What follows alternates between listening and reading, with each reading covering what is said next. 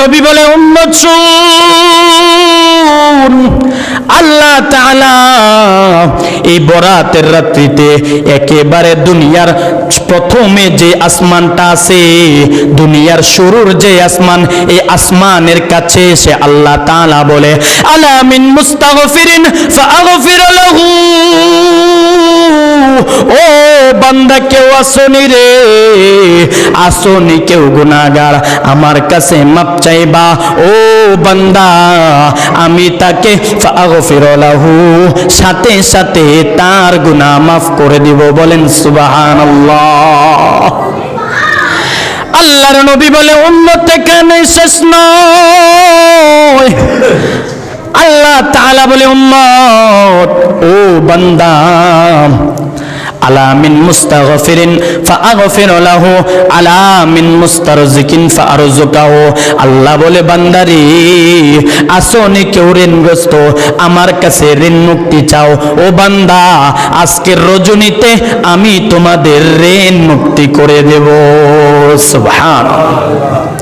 এরে উম্মত, এই জন্য আমাদের উচিত হবে যত যাই করি না কেন লাইলাতুল বরাতের রাত্রি যেন মিস না হয়। ও ভাই, সারা বছর আমরা কাজ করি, সারা বছর রাত্রিতে আমরা ঘুমাই, কিন্তু একটা রাত্রি যদি আমরা আল্লাহর জন্য দিতে পারি, আল্লাহ তাআলা ওয়াদা করছে বান্দা যা চাইবা সমস্ত কিছু আমি দেয়া দিব।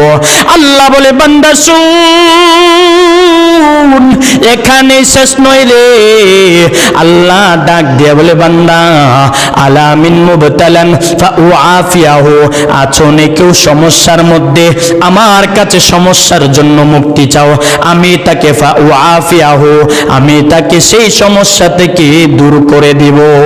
সুবহানাল্লাহ। আলা কাজা আলা কাজা, আল্লাহর নবী বলে এইভাবে বান্দা যা কিছুই চাইবে সব কিছু আল্লাহ তাআলা পূরণ করে দিবে। আরে বান্দা, অনেকের প্রশ্ন হতে পারে এটা কতক্ষণ হবে? আল্লাহর নবী বলেন হাত্তা ইয়াতলু আল ফজর, ফজর নামাজের সময় পর্যন্ত। সুবহানাল্লাহ।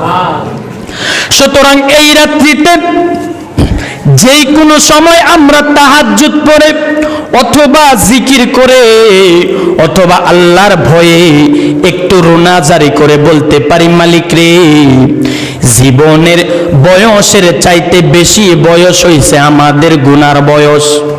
এ ভাই আপনারা জানেন না, বর্তমান ফিতনা ফাসাদের জামানা, প্রত্যেকটা কাজ চলে গুনার দ্বারা, কাজটা শুরু হয় গুনার দ্বারা, মাঝে দিয়া চলে গুনাহ দিয়া, শেষ হয় গুনাহ, এমন কাজের সমাজে অভাব নাই।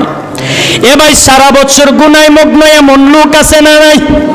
সারা বছর আল্লাহর কোনো খবর নাই, কিন্তু আমরা যদি এক রাত্রিতে আল্লাহর কাছে খাঁটি তওবা করে বলতে পারি মালিক গো, সারা বছর তোমাকে ডাকলাম না, আজকে একবার ডাক দিলাম গো মালিক, আপনি তো ওয়াদা করেছেন আপনি জীবনের গুনাহ মাফ করে দিবেন। আরে মালিক, আসমানের নিচে জমিনের উপরে আমার চাইতে বড় গুনাহগার আর কেউ নাই গো মালিক, দুইটা ফোঁটা চোখের পানি তোমার জন্য দিলাম, ও মালিক জীবন জিন্দেগির গুনাহগুলোকে মাফ করে দাও।